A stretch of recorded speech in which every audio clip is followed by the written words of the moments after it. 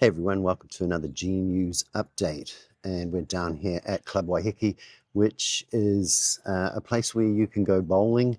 But in the main centre here, they have a whole bunch of things that the community gets together and does, like play pool, have a few drinks, do karaoke, have quiz nights, all sorts of things happen here at Club Waiheke.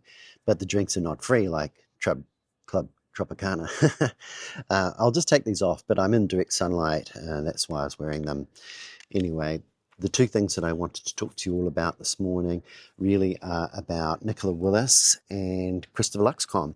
Let's start with Christopher Luxcon and the way in which Christopher Luxcon made a big boo-boo and broke the media embargo on the Amazon announcement, which was really a re-announcement. So basically, the situation was that the Prime Minister's office issued a embargo statement to all news media that they weren't to actually say anything about this re-announcement by Amazon until 10 a.m. on Tuesday morning. But Mike Hosking decided he was above the embargo, and he prompted Christopher Luxon to break this embargo in the press at around about 7:30, something like that, in the morning on Tuesday morning.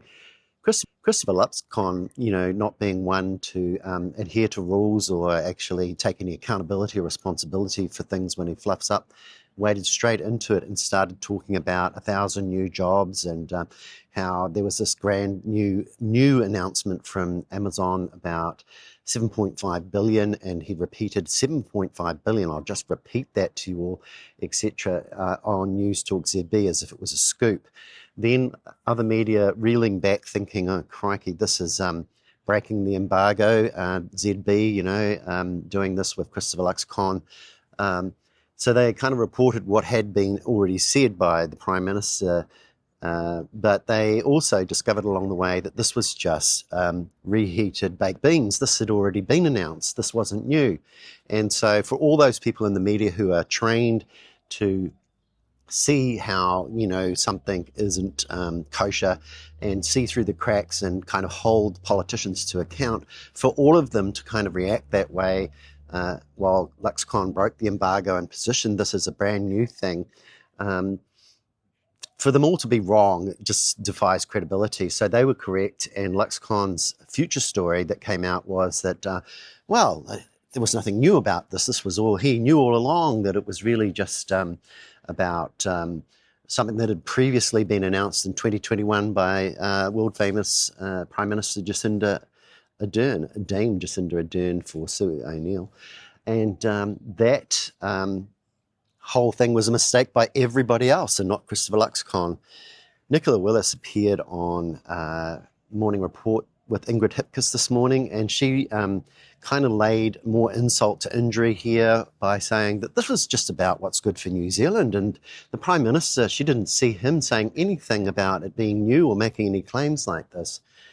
And of course, the Labour Party had actually come out and called this out properly and rightfully, and they'd introduced the term that this was a fig jam Prime Minister, and everybody knows what fig jam means, but obviously not Nicola Willis.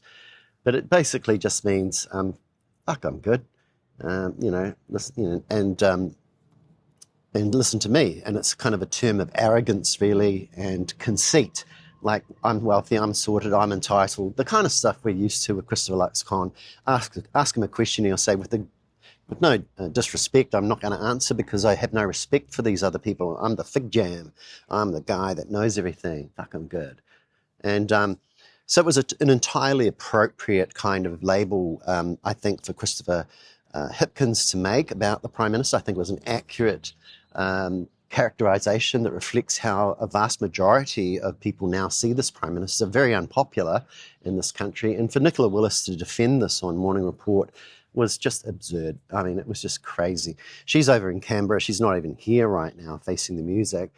But the conversation on Morning Report covered this situation, how Newsroom had also reported that the plans to build a big data centre out in West Auckland had been scrapped by Amazon, and this had a lot to do with the way the economy, had plundered down.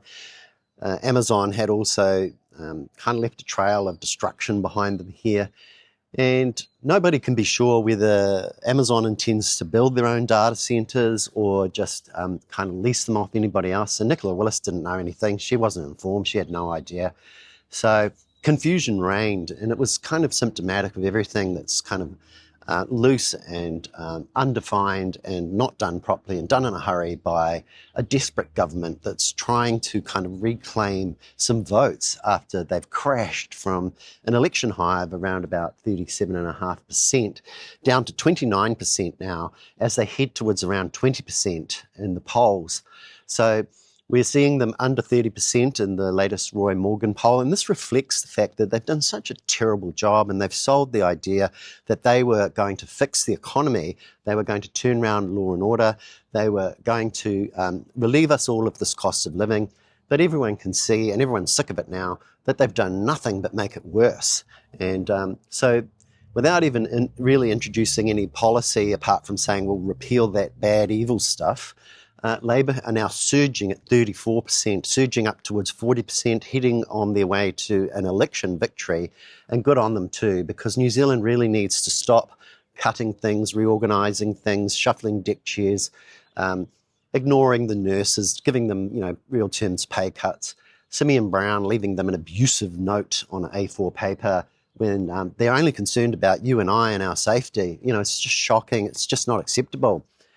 But the interview on Morning Report got round to talking about how Nicola Willis had, not done enough. She hadn't gone in. She hadn't taken responsibility. She hadn't sought information early enough in this whole ongoing saga as the public sat back and were given drips and drabs while Nicola Willis said, I have full confidence in Neil Quigley, knowing that this whole letter of concern had been sent to Adrian Orr.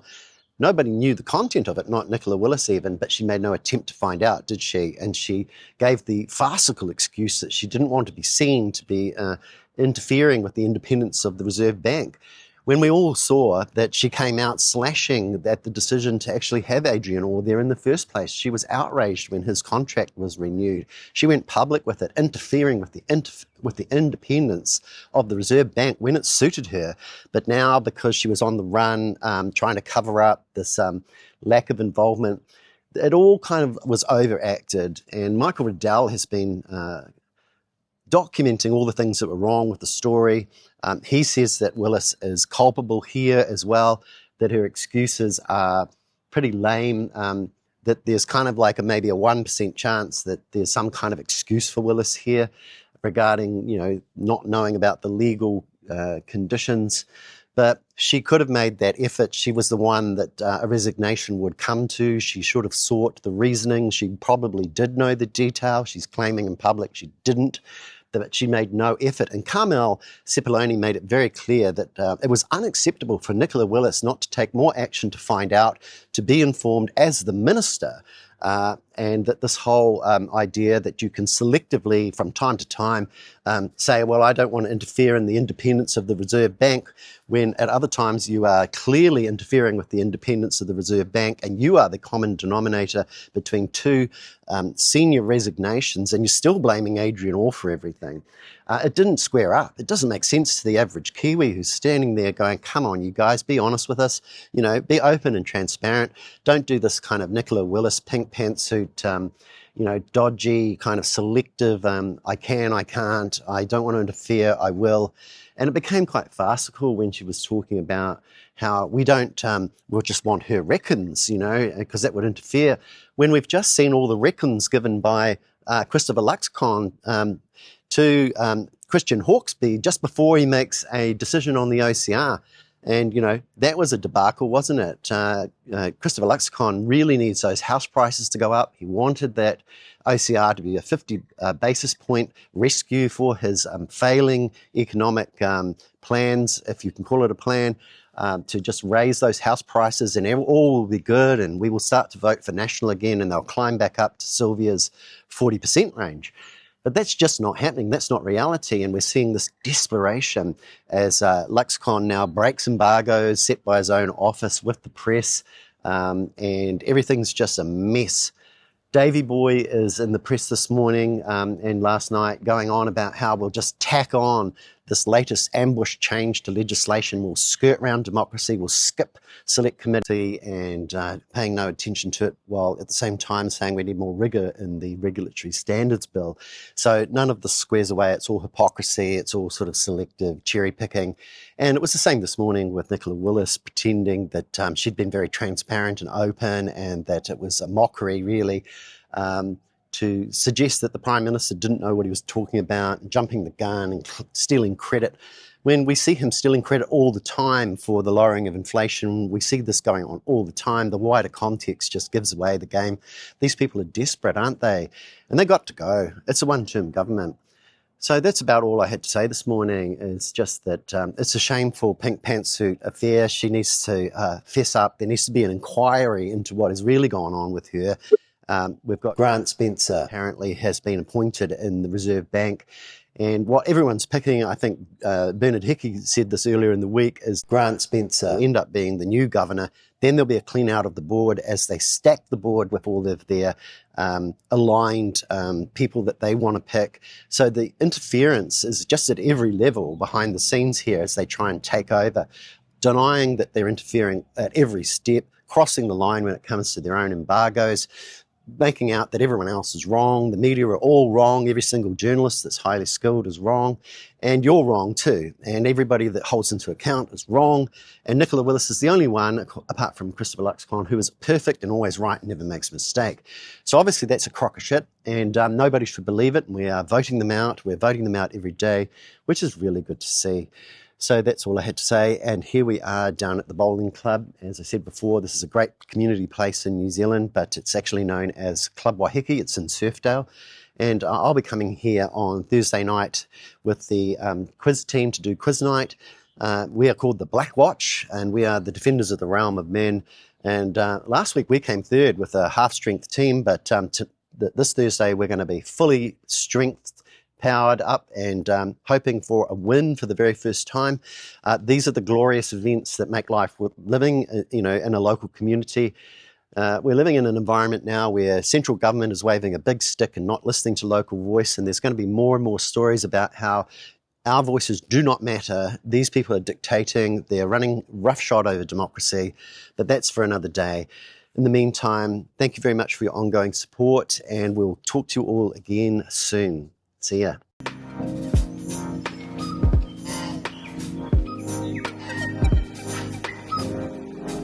Welcome to G News, the good news.